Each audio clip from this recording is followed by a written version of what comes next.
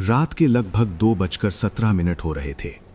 दिल्ली के एक पुराने इलाके में अचानक पुलिस की कई गाड़ियां बिना सायरन के धीरे धीरे एक गली में घुसती हैं। एक घर को चारों तरफ से घेर लिया जाता है। दरवाजा खटखटाया जाता है।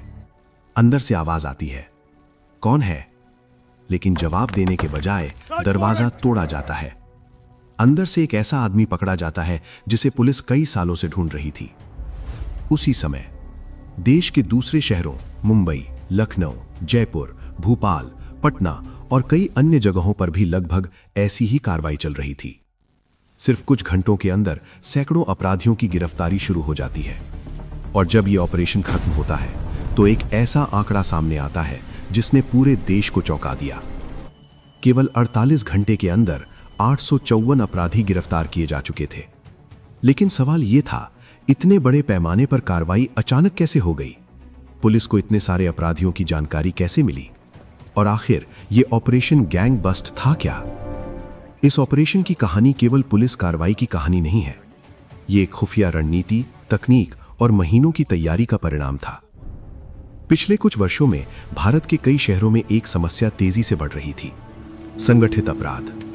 छोटे छोटे गैंग जो चोरी, लूट, ड्रग्स तस्करी, हथियार सप्लाई और रंगदारी जैसे अपराधों में शामिल थे। इन गैंग्स की सबसे बड़ी ताकत यह थी कि वे नेटवर्क में काम करते थे। एक शहर में अपराध होता, लेकिन उसका मास्टरमाइंड किसी दूसरे राज्य में बैठा होता। कई मामलों में तो अपराधी फर्जी पहचान और नकली दस्तावेजों के सहारे सालों तक पुलिस से बचते रहते थे। पुलिस के सामने सबसे बड़ी चुनौती थी इन सभी गैंग्स को एक एक करके पकड़ना बहुत मुश्किल था, क्योंकि जैसे ही एक गैंग पकड़ा जाता, दूसरा गैंग सक्रिय हो जाता। इसी समस्या को खत्म करने के लिए पुलिस और खुफिया एजेंसियों ने एक अलग योजना बनाई। एक ऐसी योजना जिसमें एक साथ कई गैंग्स को खत्म करने का फैसला लिया गया। यही योजना आगे चलकर ऑपरेशन गैंग बस्ट के नाम से जानी गई। इस ऑपरेशन की शुरुआत अचानक नहीं हुई थी। इसके पीछे महीनों की गुप्त तैयारी थी। सबसे पहले पुलिस ने देश के अलग अलग राज्यों से अपराधियों का डेटा इकट्ठा करना शुरू किया। पुराने केस, फरार अपराधी, गैंग लीडर, हथियार तस्कर, ड्रग्स नेटवर्क, इन सब की जानकारी एक बड़े डेटाबेस में जमा की गई। इसके बाद पुलिस ने यह समझने की कोशिश की कि कौन कौन से गैंग्स आपस में जुड़े हुए हैं। इस प्रक्रिया में कई चौंकाने वाली बातें सामने आई। कुछ अपराधी ऐसे थे जो एक ही समय में तीन राज्यों में सक्रिय थे। कुछ गैंग सोशल मीडिया और एन्क्रिप्टेड मैसेजिंग ऐप्स का इस्तेमाल करके अपने नेटवर्क को चला रहे थे।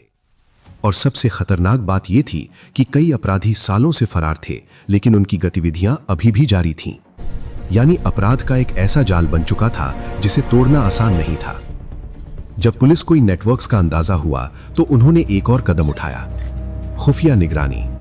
कुछ अपराधियों के फोन रिकॉर्ड, कुछ के सोशल मीडिया अकाउंट और कुछ के वित्तीय लेन देन पर नजर रखी जाने लगी। धीरे धीरे पुलिस को समझ आने लगा कि ये गैंग्स कब और कहां सक्रिय होते हैं। कई बार तो अपराधियों को भी ये पता नहीं होता था कि उनकी गतिविधियों पर महीनों से नजर रखी जा रही है।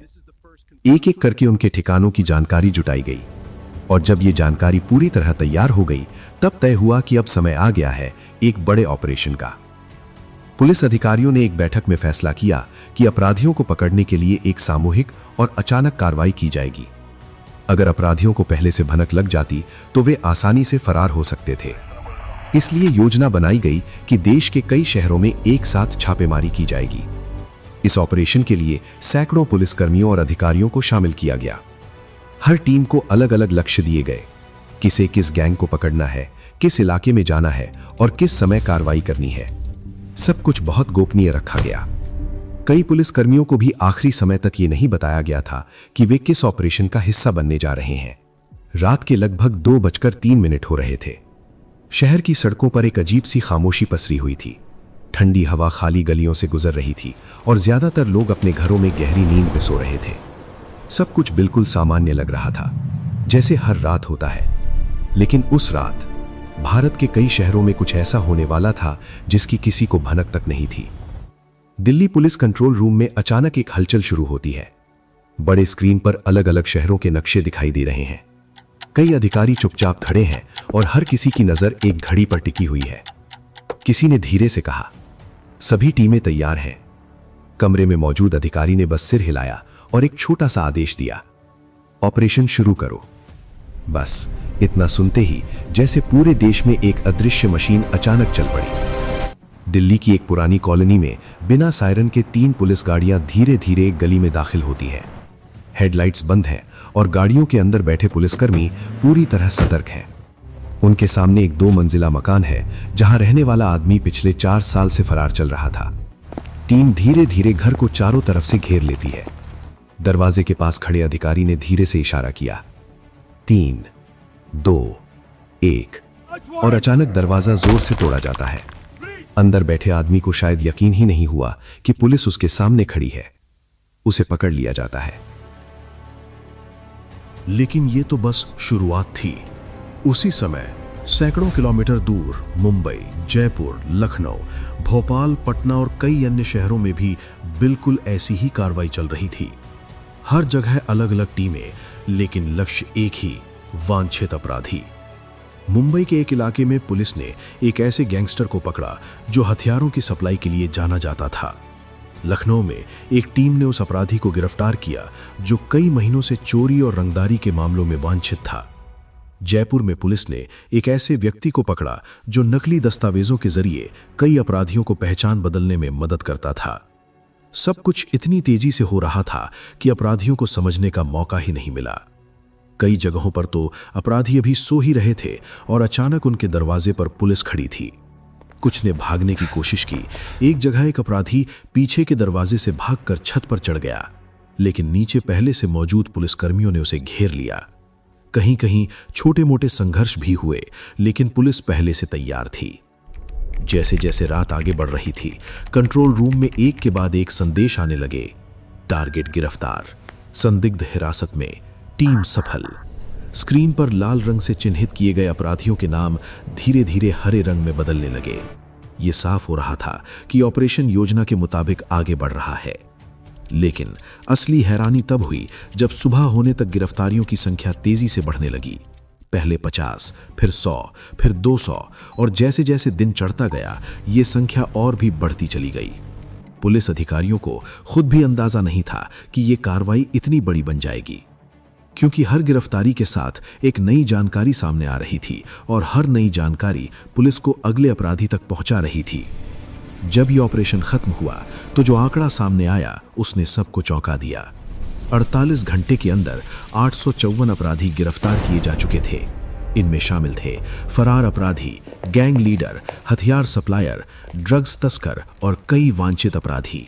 कुछ लोग ऐसे भी पकड़े गए जो कई सालों से पुलिस रिकॉर्ड में फरार थे।